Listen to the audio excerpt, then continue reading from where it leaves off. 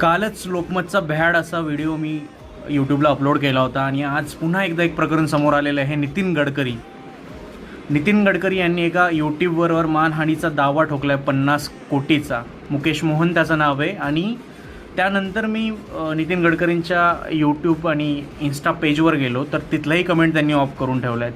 तर कालच लोकमतचा भ्याड असा व्हिडिओ मी यूट्यूबला अपलोड केला होता आणि आज पुन्हा एकदा एक प्रकरण समोर आलेलं आहे. नितीन गडकरी यांनी एका यूट्यूबवर मानहानीचा दावा ठोकला आहे 50 कोटीचा. मुकेश मोहन त्याचं नाव आहे. आणि त्यानंतर मी नितीन गडकरींच्या यूट्यूब आणि इन्स्टा पेजवर गेलो तर तिथलाही कमेंट त्यांनी ऑफ करून ठेवला आहे. तर म्हणजे इथून पुढे अन्यायाविरुद्ध कोणी आवाज उठवला तर त्याची अशी गळचेपी होणार आहे, त्याला असं शांत बसवलं जाणार आहे का?